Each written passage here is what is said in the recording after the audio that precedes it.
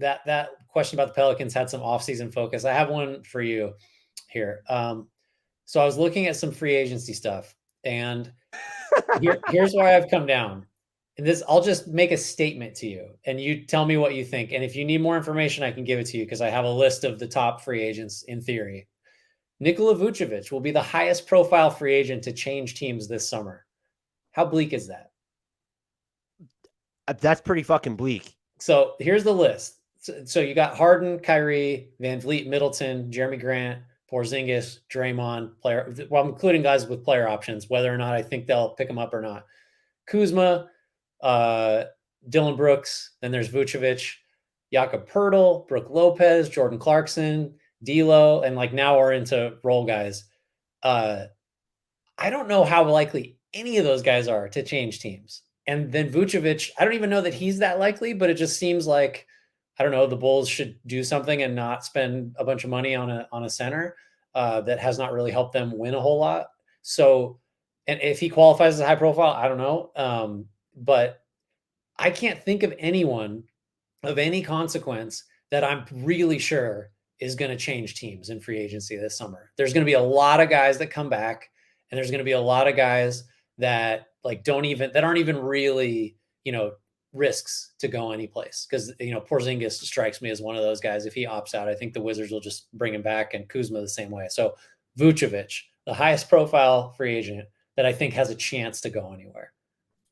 I'm going to claim fiction and just be an optimist here. I don't know if that wasn't even a factor. So I look at it as the more I watch the Mavs, or you consider the situation with Kyrie, he'll be back in Dallas. There's just, I don't know where he goes, even if he just leaves outright or with the sign and trade. I do think, are we just discounting sign and trade scenarios with Fred VanVleet or the Rockets or Magic doing something wild and really throwing in money that the Raptors don't want to pay? I would also look at, two names that I'm fascinated by, and kind of three, but one I'll get off right from the beginning. Kristaps Porzingis, I feel like, is going to be a fascinating free agent. I don't think he leaves Washington, so I'll throw him out of there. The Wizards pay their own players. That's we talked about why this is one of the most well-run franchises in the league, is that they've proven they pay their players. That's a joke for anyone who's not watching. Can't see Grant like literally cackling. Draymond Green, there's just something weird there. If I had to bet, I feel like one of Jordan Poole or Draymond Green won't be with the Warriors to start next season. I would bet on it being Jordan Poole. But the one that I'm just sort of looking at now is Jeremy Grant, because everyone assumed he was going to extend with the Blazers. He still can. He has until June 30th to do it. And they might still, even if he enters free agency, they can pay him the most money. They're so bad. Yeah. They're so bad. Isn't there a chance that they decide to pivot or go the sign and trade route with him to like bring back assets? Even Dame, I don't know if you saw Dame's comments where it's like, at some point you have to accept reality, and we're just not going to be one of the 10 best teams in the West, but I like to play. That's just fucking sad, man. The Blazers. I respect it though. You probably shouldn't. I respect that that's like what he thinks, because I don't know that I think it's a great idea to just broadcast that. First of all, I love you broadcast that, because I think it puts due pressure on the front office to get their shit together over the offseason. I liked their moves that they made. I think we were pretty high on them coming into this season. Yeah. I think they've underachieved relative to the talent on their roster. And then they acted, I don't care how much you like Matisse Thybulle in Portland, you acted like a fucking seller at the trade deadline. And you have Damian Lillard, who should probably finish top 10 in MVP voting. He has had a spectacular season. Mm-hmm. And I'm just wondering, does Grant decide to go to a team that can actually win? Maybe do the Blazers decide they don't want to have to pay him? Could they could make other moves to lower their payroll where it's right. We got rid of Nurkic. If we can find a taker for him, and we're okay paying Jeremy Grant what could be like $30 million a year. I just wouldn't. We've seen Grant leave before when we thought that he wouldn't. I don't think this is that situation, because I think he's now found the point where he can get money and a role he was being used as an accessory in Denver. He is not that in Portland. I think we can all agree on that. But nothing's off the table for me in Portland. I have no idea what the fuck they're doing. I have none, zero, zilp, zitch, nada. And I'm just going to I also just want to be an optimist and say if Vucevic is like the biggest name to change teams in free agency, I will worry about maybe our job security after that, because a big part of what we do is like it happens in the offseason around the trade deadline, in addition to watching the regular season basketball. So, and also Kyle Kuzma being an unrestricted free agent, that feels like it could get Washington pays its players, but it wouldn't shock me if like he left somewhere. Like did the Jeremy Grant, where it's like, oh, you're gonna get paid from Washington, but you might get paid to play for a better team than the Wizards.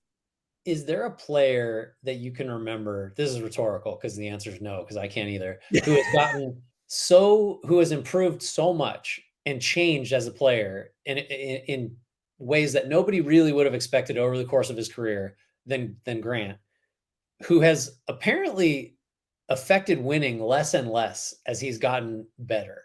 Because so he's a $30 million a year guy in theory, right? In free agency.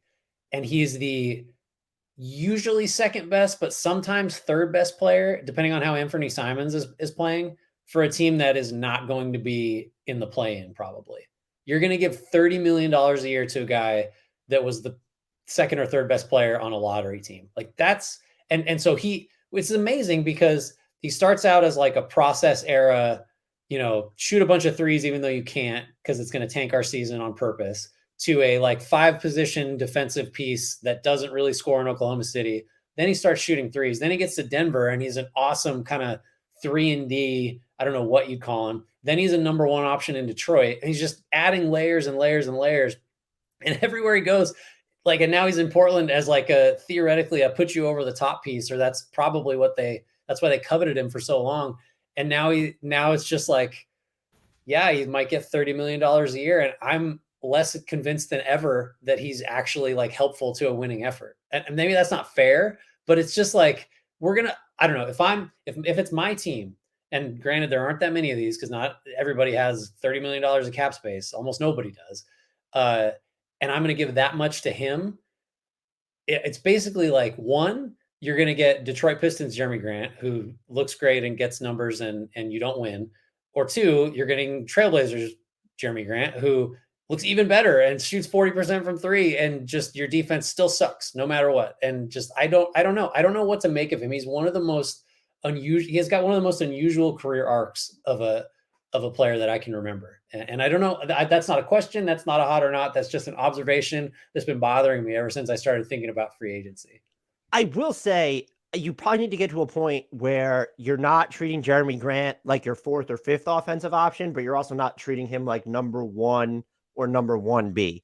Right. Or even number 2. He feels like his wheelhouse is the third best player. And so, yeah, he's going to be worth that money because I think he can impact winning. He just hasn't been on a team since Denver in this role that's been built for him to impact winning. Sure. And just the Blazers clearly, like we might have missed on some of the makeup of their roster. We knew they were a little bit small, that I think they would suck this much at grabbing rebounds.